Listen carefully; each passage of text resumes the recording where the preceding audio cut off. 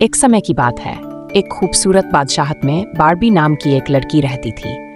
वह अपनी मेहरबानी, हौसलामंदी और मुहिमों से मोहब्बत के लिए जानी जाती थी। एक दिन बारबी ने फैसला किया कि वह एक पंखा बाग को तलाशेगी जो जादुई फूलों और जादुई मखलूक से भरा हुआ था। बारबी ने अपने बैग में कुछ नाश्ता रखा और अपने सफर पर रवाना हो गई। जब वह जंगल से गुजरती तो उसने रंग बिरंगे परिंदों को खूबसूरत गाने गाते और तितलियों को अपने चारों ओर उड़ते हुए देखा। सूरज चमक रहा था और हवा ताज़ा और ठंडी थी। जब वह जंगल में और गहरी घुसी तो उसने चमकती हुई पत्तों से ढके हुए एक छुपे हुए रास्ते को पाया। जिज्ञासा से बारबी ने इस रास्ते पर चलना शुरू किया, यहाँ तक कि वह एक शानदार बाग तक पहुँच गई। इस बाग के फूल विभिन्न रंगों में चमक रहे थे और पेड़ इतने ऊंचे थे कि वे आकाश तक पहुँचते थे। बारबी ने एहतियात से बाग में कदम रखा और जल्द ही उसने एक हकीम पक्षी को एक शाखा पर बैठे देखा। वह पक्षी नरमी से बोला, खुश आमदीद बारबी, ये जादुई बाग है। यहाँ सब कुछ जिंदा है और हर पौधे की अपनी कहानी है।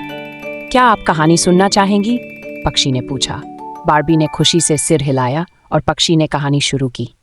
एक समय की बात है, पक्षी ने कहना शुरू किया। एक छोटा सा फूल लायला नाम का था। लायला बहुत खास था।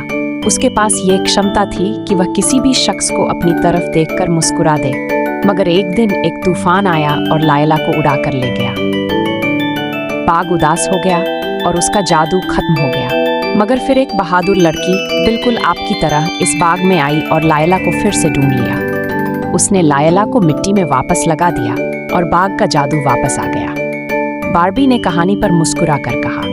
उसे समझ आया कि सबसे मुश्किल वक्त में भी मेहरबानी और बहादुरी जादू वापस ला सकती है। जैसे ही पक्षी ने कहानी खत्म की, उसने बारबी को एक छोटा चमकता हुआ फूल दिया। यह तुम्हारे लिए है बारबी। जब भी तुम्हें बहादुरी और मेहरबानी की याद दिलानी चाहिए, इस फूल को देखना और यह तुम्हें हौसला देगा। बारबी ने हकीम पक्षी का शुक्रिया अदा किया और खुश होकर घर वापस लौट आई। वह जानती थी चाहे कुछ भी हो, मेहरबानी और बहादुरी के साथ वह हर चुनौती का मुकाबला कर सकती थी। और इस दिन के बाद बारबी जब भी थोड़ी हौसला अफजाई की ज़रूरत महसूस करती, वह जादुई बाग का दौरा करती और हमेशा पक्षी की कहानी को याद रखती।